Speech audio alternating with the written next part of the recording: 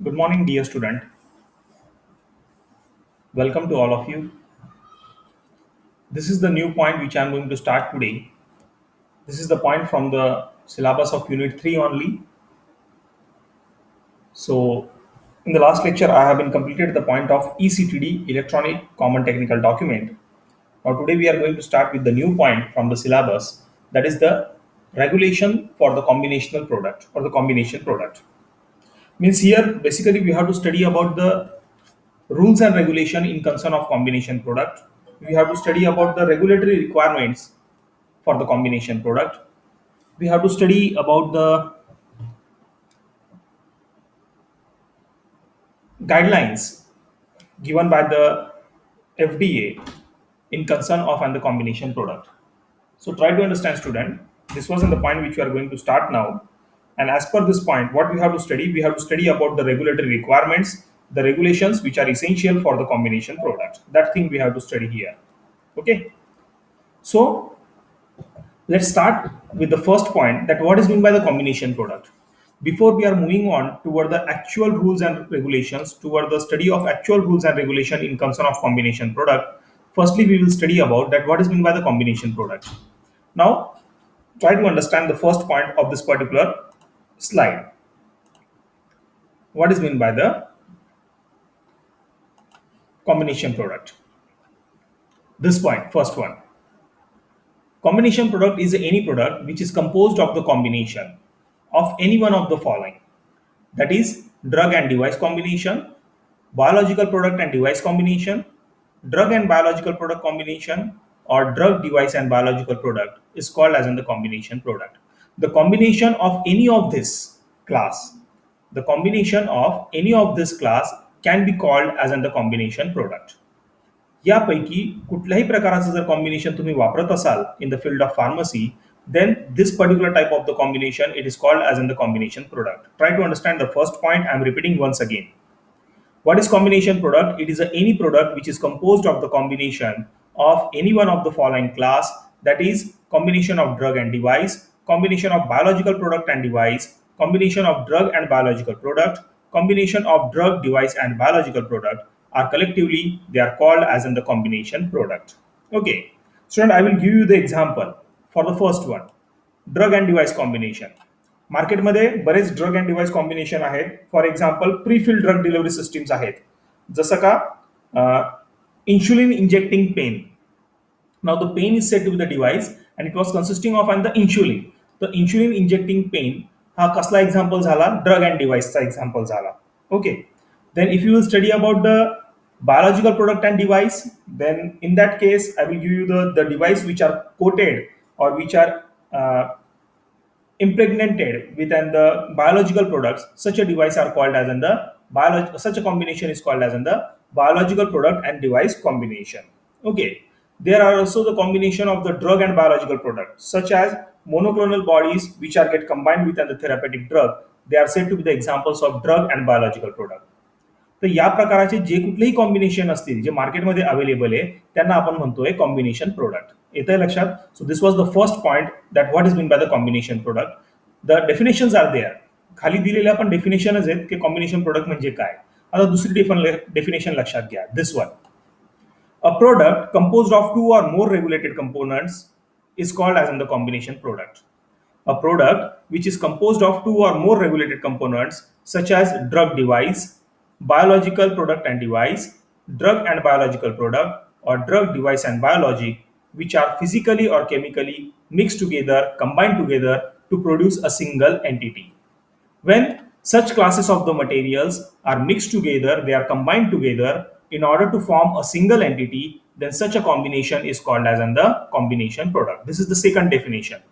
A product composed of two or more regulated components, that is drug device, biologic device, drug biologic, or drug device and biologic, which are physically, chemically, or otherwise combined together or mixed together to produce a single entity, is called as in the combination product. ही झाली दुसरी definition. Third definition, this one. Two or more separate products which are packed together in a single package. Two or more separate products which are packed together in a single package or as a unit package and composed of the drug and device product, device and biological product, or biological and drug product, they are collectively called as combination product. म्हणजे या तिघ डेफिनेशनवरनं आपल्याला लक्षात येतंय की combination product कोणाला म्हटलं गेलंय. कॉम्बिनेशन प्रोडक्ट म्हणजे काय? The combination of drug and device, combination of biological product and device, combination of drug and biological product, or combination of drug, device, and biological product, they are collectively called as combination product. So student, this was the first slide which was representing the three different definitions in concern of combination product. So from that we can understand that what is meant by the combination product. Actually आपल्याला शिकायचं काय? We have to study about the rules and regulation. We have to study about the regulatory requirements in concern of this combination product. तर त्याच्या आधी आपण हे समजून घेतलं की कॉम्बिनेशन प्रोडक्ट कोणाला म्हणतायत. Okay, now the second point, who is looking after the rules and regulation for combination product. Combination प्रोडक्टच्या संदर्भात रूल्स अँड रेग्युलेशन कोण तयार करताय? तर त्याचा आन्सर आहे ओसीपी. कॉम्बिनेशन प्रोडक्टच्या संदर्भातले रूल्स अँड रेग्युलेशन्स किंवा कॉम्बिनेशन प्रोडक्टच्या संदर्भातले जे काही रेग्युलेटरी रिक्वायरमेंट्स आहेत ते तयार करायचं काम कोणाचं आहे? That was developed bye the OCP. OCP stands for Office of Combination Product. OCP stands for what? Office of Combination Product. तर स्टुडंट, या स्लाइडमध्ये मी एक प्रश्न विचारला आहे तुम्हाला आणि त्यालाच मी टायटल इथे नाव दिलेलं आहे, that who looks after the regulation for combination product. The answer is OCP, that is office of combination product. Okay, now we are going to study about this OCP. पहिल्या पॉइंटकडे लक्ष असू द्या. OCP. OCP stands for Office of Combination Product, which was established by the FDA in concern of combination product. OCP stands for Office of Combination Product, and it was actually developed by the FDA. Who is the founder of OCP? OCP is founded by the FDA in contact of combination product. Second point, OCP is basically responsible for developing the rules and regulations of combination product. OCP काय करता है? OCP is responsible for developing the rules and regulations, the guidelines or the regulatory requirements in concern of combination product. तीसरा point, OCP develops a guidelines and rules and regulations for the combination product. OCP develop guidelines and rules for regulation of combination product. चौथा point, OCP assign the responsibility of combination product to the concerned agency. आता OCP काय करते की combination प्रोडक्टच्या संदर्भातले जे काही नियम तयार करायचे आहेत, कॉम्बिनेशन प्रोडक्टच्या संदर्भातले जे काही रूल्स अँड रेग्युलेशन तयार करायचे आहेत, ते रूल्स अँड रेग्युलेशन तयार करायची जबाबदारी ते 3 वेगवेगळ्या डिपार्टमेंटवर किंवा कन्सर्न एजन्सीला देऊन दिलेली असते by the OCP. OCP assigns the responsibility of developing the rules and regulation in concern of combination product to the 3 different agencies, and those 3 different agencies are mentioned here. The first one is CBER, Center for Biologics Evaluation and Research. CBER stands for Center for Biologics Evaluation and Research. Second one, CDER, Center for Drug Evaluation and Research. And third one, CDRH, Center for Device and Radiological Health. लक्षात असू द्या student, basically किंवा initially combination प्रोडक्टच्या संदर्भातले rules and regulation तयार करायचं काम कोणाचं आहे? ओसीपीचं. OCP stand for what? Office of combination product. आणि ओसीपी कोणी तयार केलेलं आहे? OCP is established by the FDA. Okay, तो ओसीपी काय करताय? कॉम्बिनेशन प्रोडक्टच्या संदर्भातले रूल्स अँड रेग्युलेशन तयार करतात, पण ओसीपी स्वतः ही जबाबदारी घेत नाही. OCP assign the responsibilities of developing the rules and regulation in concern of combination product. They assign the responsibility to the 3 different agencies. Those 3 different agencies are called as CBER, that is the Center for Biologics Evaluation and Research. Second one is CDER, that is the Center for Drug Evaluation and Research. And third one, that is the CDRH, Center for Device and Radiological Health. तर लक्षात असू द्या student, मी combination प्रोडक्टची definition तुम्हाला सांगितली. Okay, तर त्या बेसिसवर ओसीपी काय करते? रूल्स अँड रेग्युलेशन तयार करते. ओसीपी स्वतः रूल अँड रेग्युलेशन तयार न करता त्याची रिस्पॉन्सिबिलिटी वेगवेगळ्या 3 एजन्सीला देऊन देते, आणि त्या 3 एजन्सीचं नाव इथे मी या स्लाइडवर मेन्शन केलेलं आहे, CBER, CDER and CDRH. Moving on toward the next slide. All these above mentioned responsibilities are assigned on the basis of PMOA, primary mode of action.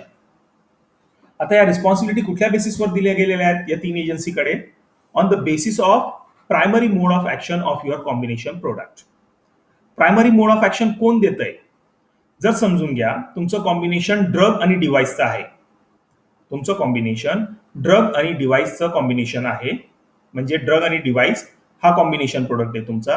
तर त्याच्यात प्रायमरी ऍक्शन जर ड्रगची असेल, प्रायमरी ऍक्शन जर का ड्रगची असेल तर ती रिस्पॉन्सिबिलिटी कोणाकडे जाईल? CDER. कारण प्रायमरी ऍक्शन कोण देत आहे? ड्रग देत आहे. माझ्या मार्किंगकडे लक्ष असू द्या. तुमचा जो कॉम्बिनेशन प्रोडक्ट आहे तो ड्रग आणि डिव्हाइसचा कॉम्बिनेशन आहे आणि त्याच्यात प्रायमरी मोड ऑफ ऍक्शन जर का ड्रग देत असेल, प्रायमरी मोड ऑफ ऍक्शन जर का ड्रग देत असेल तर त्याच्या संदर्भातले रूल्स अँड रेग्युलेशन कोण तयार करेल? CDER. ओके. आता समजून घ्या तुमचा कॉम्बिनेशन प्रोडक्ट जो आहे तो कसला कॉम्बिनेशन आहे? Combination of biological product and drug. Combination of biological product and drug. आणि या दोघांमध्ये प्रायमरी मोड ऑफ ऍक्शन जर का बायोलॉजिकल प्रोडक्ट देत असेल, लक्षात असू द्या, प्रायमरी मोड ऑफ ऍक्शन जर का बायोलॉजिकल प्रोडक्ट देत असेल तर त्याच्या संदर्भातले रूल्स अँड रेग्युलेशन कोण तयार करेल? CBER. माझ्या मार्किंगकडे लक्ष असू द्या. CBER will develop the rules and regulation in concern of combination product, that is the biological product and drug. आता इथे दोघं आहे, बायोलॉजिकल प्रोडक्ट पण आहे आणि ड्रग पण आहे कॉम्बिनेशन मध्ये. पण प्रायमरी मोड ऑफ ऍक्शन कोण देत आहे? Biological product. जर primary mode of action biological product देत असेल ना तर त्या संदर्भातले रूल्स अँड रेग्युलेशन कोण तयार करेल? त्याची जबाबदारी कोणाची असेल? CBER ची. जर समजून घ्या या कॉम्बिनेशन मध्ये बायोलॉजिकल प्रोडक्ट आणि ड्रगच्या कॉम्बिनेशन मध्ये जर primary mode of action drug देत असेल तर त्यामुळे त्याची जबाबदारी कोणाची राहील? त्याचे रूल्स अँड रेग्युलेशन कोण तयार करेल? CDER. कारण प्रायमरी मोड ऑफ ऍक्शन कोणाचं आहे? ड्रगचं. जर का primary mode of action biological प्रोडक्टचं असेल तर CBER. ओके. आता समजून घ्या तिसरं कॉम्बिनेशन, कॉम्बिनेशन बायोलॉजिकल प्रोडक्टचं, ड्रगचं आणि डिव्हाइसचं. तिघं आहे कॉम्बिनेशन मध्ये. बायोलॉजिकल प्रोडक्ट पण आहे, ड्रग पण आहे आणि डिव्हाइस पण आहे. पण या तिघांपैकी प्रायमरी मोड ऑफ ऍक्शन जर का डिव्हाइसचं असेल, प्रायमरी मोड ऑफ ऍक्शन जर का डिव्हाइसचं असेल तर त्याच्या संदर्भातले रूल्स अँड रेग्युलेशन कोण तयार करेल? CDHR. माझ्या मार्किंगकडे लक्ष असू द्या. आता CDHR का रूल तयार करते इथे? कारण प्रायमरी मोड ऑफ ऍक्शन कोण देत आहे? Primary mode of action is given by the device. जर device primary mode of action देत असेल ना तर त्याच्या संदर्भातले रूल्स अँड रेग्युलेशन कोण तयार करेल? CDRH. जर ड्रग देत असेल प्रायमरी मोड ऑफ ऍक्शन तर CDER. जर बायोलॉजिकल प्रोडक्ट देत असेल प्रायमरी मोड ऑफ ऍक्शन तर CBER. तुमच्या लक्षात येत आहे? तर पुढच्या स्लाइड मधला जो पहिला पॉइंट आहे त्या पॉइंट अनुसार काय होतंय? All this above mention responsibilities are assigned on the basis of primary mode of action. Primary mode of action कोणाचं आहे हे आपल्याला समजून घ्यायला पाहिजे त्या कॉम्बिनेशन प्रोडक्टमध्ये. जर कॉम्बिनेशन प्रोडक्टमध्ये प्रायमरी मोड ऑफ ऍक्शन ड्रगचा असेल तर CDER जबाबदारी घेईल. प्रायमरी मोड ऑफ ऍक्शन जर बायोलॉजिकल प्रोडक्टचं असेल तर CBER जबाबदारी घेईल. आणि जर का प्रायमरी मोड ऑफ ऍक्शन डिव्हाइसचं असेल, प्रायमरी मोड ऑफ ऍक्शन जर का डिव्हाइसचा असेल तर त्याची जबाबदारी CDRH घेणार आहे. येतंय लक्षात? OCP, पुढचा point. OCP also looks after the two major responsibilities like time and effective pre-market review. Second, consistent and appropriate post-market regulation. OCP also taking the responsibilities of pre-market review and post-market regulation. Understand, student? So this is about the OCP, that is said to be and the office, that is said to be and the office or the body which is looking after the rules and regulation of combination product. आता तेही लक्षात घेऊन घ्या की OCP rules and regulation स्वतः तयार करत नाही. OCP काय करतंय की रूल्स अँड रेग्युलेशन तयार करायची जबाबदारी 3 एजन्सीकडे देऊन देते, that is CBER, CDER and CDRH. जर primary mode of action biological प्रोडक्टचं असेल कॉम्बिनेशन प्रोडक्टमध्ये तर CBER त्याचे रूल्स अँड रेग्युलेशन तयार करतील. जर कॉम्बिनेशन प्रोडक्टमध्ये प्रायमरी मोड ऑफ ऍक्शन ड्रगचा असेल तर CDER त्याच्यासाठी रूल्स अँड रेग्युलेशन तयार करेल.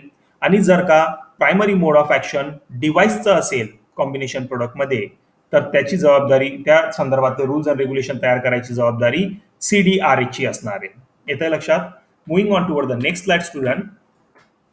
What is primary mode of action of the combination product? Primary mode of action म्हणजे काय? आता ते आपल्याला समजून घ्यायचं आहे. पहिला point, primary mode of action is defined as the most important therapeutic action of a combination product. The most important therapeutic action is developed by whom? Who is giving the most important therapeutic action? On that basis, the duty is the duty is given to the particular agency. या combination प्रोडक्टमध्ये सर्वात important therapeutic action कुठला material देतोय, device देतोय, drug देतोय का biological product देतोय, त्या बेसिसवर या रिस्पॉन्सिबिलिटी असाइन केल्या जातात. त्या बेसिसवर रूल्स अँड रेग्युलेशन तयार करायची ड्युटी असाइन केली जाते. तर आता प्रायमरी मोड ऑफ ऍक्शन काय हे आपल्याला आधी समजून घ्यायचं आहे. Primary mode of action is defined as the most important therapeutic action of a combination product. मी इथे काही एक्झाम्पल घेतले, दुसऱ्या पॉईंटकडे लक्ष असू द्या. For example, in a drug eluting stent which is used for opening of the deceased arteries, the primary mode of action is given by the device. However, device is responsible for opening of the artery. Primary mode of action कोण देत आहे? Device देतो इथे, drug नाही. कारण device काय करतोय? Device is responsible for the opening of disease artery. जी डिसीज झालेली आर्टरी त्याला ओपन करायचं काम कोणाचं आहे? सर्वात आधी डिव्हाइसचं आहे. while the drug is providing the secondary mode of action. While the drug is giving a secondary mode of action. Primary mode of action कोण देत आहे? Primary mode of action is given by the device, while the secondary mode of action is given by the drug. And that's why अशा combination प्रोडक्टची जबाबदारी किंवा अशा combination प्रोडक्टच्या संदर्भातले रूल्स अँड रेग्युलेशन तयार करायची जबाबदारी कोणाची राहील? CDRHची. कारण इथे लक्षात घ्या, या एक्झाम्पलमध्ये मी तुम्हाला काय सांगतोय की प्रायमरी मोड ऑफ ऍक्शन कोण देत आहे? Primary mode of action is given by the device, while the secondary mode of action is given by the drug. Drug कुठली ऍक्शन देतोय? Secondary mode of action. पण प्रायमरी मोड ऑफ ऍक्शन कोण देत आहे? Device देतोय. आता device जर का इथे प्रायमरी मोड ऑफ ऍक्शन देत असेल तर त्या संदर्भातले रूल्स अँड रेग्युलेशन कोण तयार करेल? The rules and regulation will be develop by the CDRH, that is center for device and radiological health. Okay. शेवटच्या पॉईंटमध्ये मी काय म्हटलंय? While if the primary mode of action is related to the drug, जर का primary mode of action drug देत असेल, okay, then the product is likely to be submitted toward the Center for Drug Evaluation and Research. जर का primary mode of action इथे drug देत असेल आणि सेकंडरी मोड ऑफ ऍक्शन जर का डिव्हाइस देत असेल किंवा सेकंडरी मोड ऑफ ऍक्शन जर का बायोलॉजिकल प्रोडक्ट देत असेल, तर आपल्याला काय बघायचं आहे की प्रायमरी मोड ऑफ ऍक्शन कोणाचं आहे? प्रायमरी मोड ऑफ ऍक्शन कोणाचं आहे? इथे प्रायमरी मोड ऑफ ऍक्शन ड्रगचं आहे. आता जर का प्रायमरी मोड ऑफ ऍक्शन ड्रगचं असेल तर डेफिनेटली आपण जो ऍप्लिकेशन सबमिट करणार आहे तो कोणाकडे जाईल किंवा त्याच्या संदर्भातले नियम कोण तयार करेल? CDER. Student, hoping that you are getting this particular point. Okay, so 3 agencies are there. One is in concern of biological product, second is in concern of drug product, and third one is in concern of device. जर का primary mode of action ड्रगचं असेल तर CDER, जर का primary mode of action biological प्रोडक्टचं असेल तर CBER, आणि जर का प्रायमरी मोड ऑफ ऍक्शन डिव्हाइसचं असेल तर CDRH. Understand, student? So, what is primary mode of action? The most important therapeutic action given by the combination product is called as in the primary mode of action. Okay. Next point. Marketing submission and application required for the combination product. आता जर का तुम्हाला marketing permission हवी असेल, if you want a approval for the marketing of combination product, then you have to apply for that particular combination product. लक्षात असू द्या, या पॉइंटमध्ये मला काय एक्सप्लेन करायचं आहे.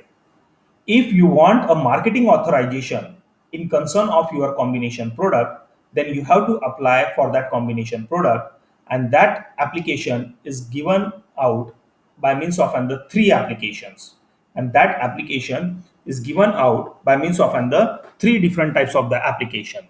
आता या स्लाइडकडे लक्ष असू द्या, मी या स्लाइडला वाचतोय. Depending on the primary mode of action and the leading by FDA center.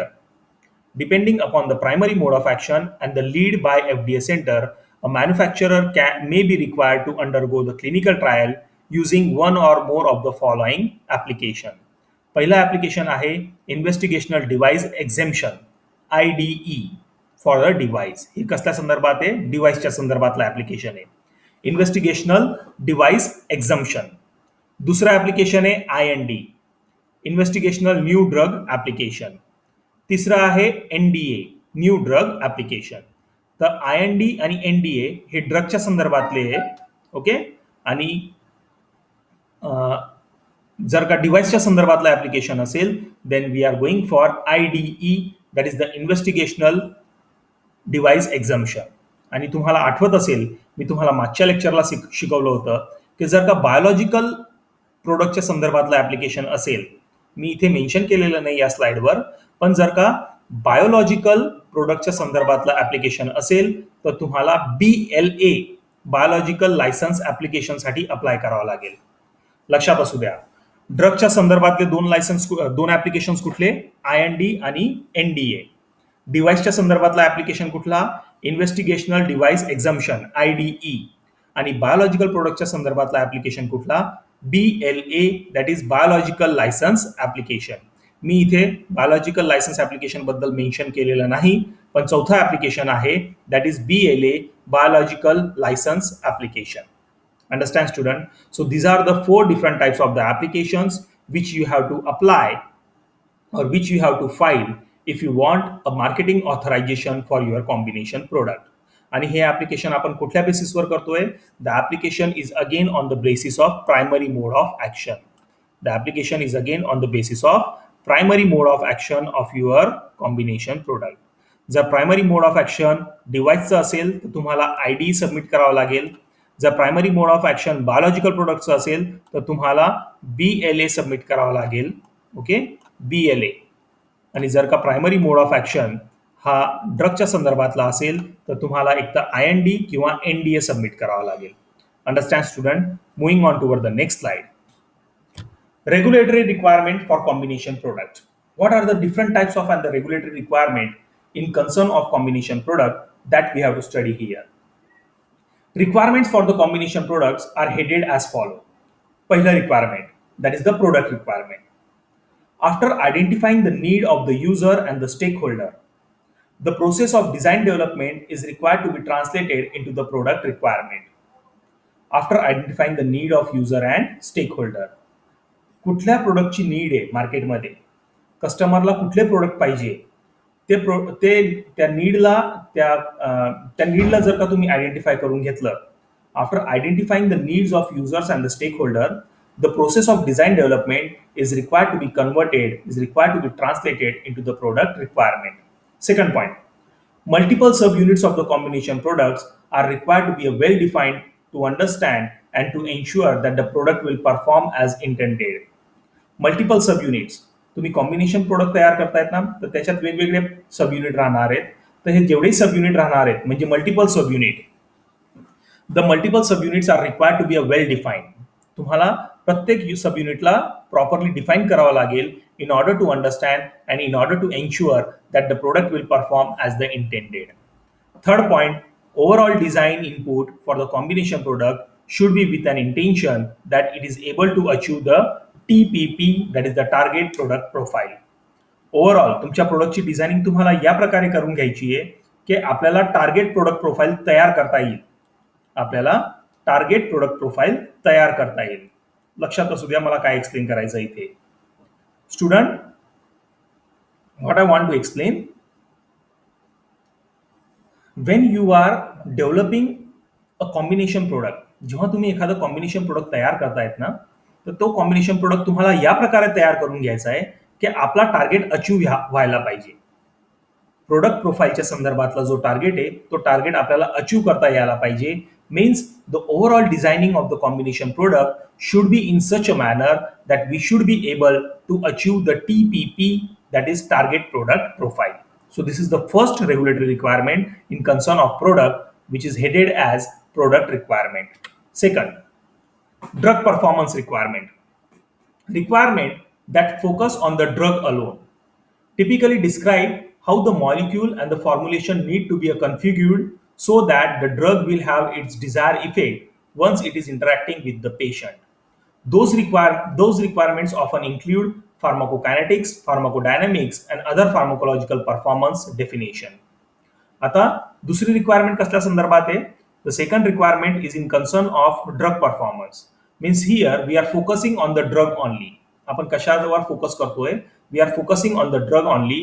Typically describe how the molecule and the formulation need to be configured so that the drug will act in the desired manner. आपल्याला या प्रकारे combination product तयार करून घ्यायचं आहे की आपल्याला हवं असलेलं थेरापेटिक ऍक्शन त्या ड्रग पासून भेटायला पाहिजे. आपल्याला हवं असलेलं थेरापेटिक ॲक्शन त्या ड्रगपासनं भेटायला पाहिजे. त्यासाठी इथे आपण कशावर फोकस करतोय? We are just focusing on the drug only. We are focusing on the performance of the drug, and for that drug performance, we have to carry out the different kinds of the studies, such as in the pharmacokinetic study of the drug, pharmacodynamic study of the drug, and pharmacological performance of the drug. We have to study here in order to find out, in order to evaluate the drug performance. Understand? That was the second point. Third point, device performance. आता जसं वरच्या ह्याच्यात आपण कशावर focus करत होतो? ड्रगवर. त्याच प्रकारे तिसऱ्या पॉईंटमध्ये आपण कोणाच्या परफॉर्मन्सवर फोकस करणार आहे? We are going to focus on the performance of the device. We are going to focus on the performance of device. Device specific requirements typically describe how device will interact with the user and how the drug will be readied for the delivery. How the drug will be readied for the delivery. Combination product should be easy to use, and during the development process, appropriate level of the user risk should be assessed. When you are providing a when you are producing a combination product, and in that combination product, if the device is giving a primary mode of action, तुम्ही जर का एखादं combination product तयार करतायत आणि त्या combination प्रोडक्टमध्ये जर का डिव्हाइसचा मेन रोल असेल, प्रायमरी मोड ऑफ ॲक्शन देणारा जो युनिट असेल तो डिव्हाइस असेल, तर तुम्हाला डिव्हाइसच्या परफॉर्मन्सवर फोकस करावा लागेल. तुम्हाला डिव्हाइसबद्दल पूर्ण माहिती घेऊन घ्यावी लागेल, and you have to design the device. या प्रकारे तुम्हाला त्या डिव्हाइसला डिझाईन करायचं आहे की त्यांनी हवं असलेली ॲक्शन प्रोव्हाइड केली पाहिजे, हवं असलेलं टार्गेट त्याने अचीव करायला पाहिजे. येते स्टुडंट लक्षात? तर हा झाला तिसरा requirement in concern of device performance. Next slide. Sorry. So these are the only 3 regulatory requirements for the combination product which we have to focus. Firstly, we have to focus on the product requirement. Secondly, we have to focus on the drug performance. And thirdly, we have to focus on the device performance. So student, hoping that you are getting this particular point of the combination product. Okay. पहिल्या स्लाइडमध्ये मी तुम्हाला सांगितलं 3 different definitions of the combination product. I have been explained you. Then after that I have been asked you one question. एक question मी तुम्हाला विचारला होता की कुठली अशी बॉडी आहे जी कॉम्बिनेशन प्रोडक्टच्या संदर्भातले रूल्स अँड रेग्युलेशन तयार करते. तर कॉम्बिनेशन प्रोडक्टच्या संदर्भातले रूल्स अँड रेग्युलेशन जे आहेत ते ओसीपी डिझाईन करते. ओसीपी म्हणजे ऑफिस ऑफ कॉम्बिनेशन प्रोडक्ट. पण ऑफिस ऑफ कॉम्बिनेशन प्रोडक्ट स्वतः ते रूल्स अँड रेग्युलेशन डिझाईन करत नाही. ते त्याची जबाबदारी 3 वेगवेगळ्या एजन्सीकडे सोपत असते. आणि ते 3 वेगळ्या एजन्सी कुठल्या आहेत? CBER म्हणजे center for biologics evaluation and research, CDER center for drug evaluation and research, and CDRH center for device and radiological health. आता या जबाबदारी या 3 एजन्सीकडे कुठल्या आधारावर दिलेली आहे? On the basis of primary mode of action. Combination प्रोडक्टमध्ये प्रायमरी मोड ऑफ ॲक्शन कोण देत आहे? जर primary mode of action biological product देत असेल तर त्याच्या संदर्भातले रूल्स अँड रेग्युलेशन कोण तयार करेल? CBER. जर कॉम्बिनेशन प्रोडक्टमध्ये primary mode of action drug देत असेल तर त्याच्या संदर्भातले रूल्स अँड रेग्युलेशन कोण तयार करेल? CDER. आणि जर का primary mode of action device देत असेल कॉम्बिनेशन प्रोडक्टमध्ये तर त्याच्या संदर्भातले रूल्स अँड रेग्युलेशन तयार करायचं काम कोणाचं असणार आहे? CDRH. Understand student? So this responsibilities are assigned on the basis of primary mode of action. त्यानंतर मी तुम्हाला सांगितलं की प्रायमरी मोड ऑफ ॲक्शनचं डेफिनेशन काय. Primary mode of action of the combination product is defined as the most important therapeutic action given by the component in the combination product. The most important therapeutic action given by the component in the combination product. Okay. And lastly, after that I have been explained you about the 4 different types of the application. 4 प्रकारचे application बद्दल मी तुम्हाला सांगितलं. जर का तुम्हाला तुमचं combination product एखाद्या मार्केटमध्ये रजिस्टर करून घ्यायचं असेल तर त्यासाठी 4 वेगवेगळ्या प्रकारचे ऍप्लिकेशन्स आहे जे आपल्याला फाईल करावे लागतील. जर का तुमचा कॉम्बिनेशन प्रोडक्टमध्ये device primary mode of action देत असेल तर तुम्हाला ऍप्लिकेशन फाईल करावं लागेल, तो म्हणजे IDE. जर का तुमच्या कॉम्बिनेशन प्रोडक्टमध्ये biological product primary mode of action देत असेल तर तुम्हाला ऍप्लिकेशन फाईल करावं लागेल, तो म्हणजे BLA बायोलॉजिकल लायसन्स ॲप्लिकेशन. आणि जर का तुमच्या कॉम्बिनेशन प्रोडक्टमध्ये primary mode of action drug देत असेल तर त्यावेळेस तुम्हाला 2 वेगवेगळ्या प्रकारचे ऍप्लिकेशन फाईल करावे लागतील. एक आहे IND आणि दुसरा आहे NDA. ओके. आणि lastly I explained you about the regulatory requirements for the combination product. Basically, there are the three types of the regulatory requirements in concern of combination product. The first one is product requirement, second one is drug performance, and third one is device performance. Okay, student. So I'm going to stop here. Today, I have covered your one more point from the syllabus, that is regulatory requirements, rules and regulations for combination product. Okay. So thank you, student. Thank you very much.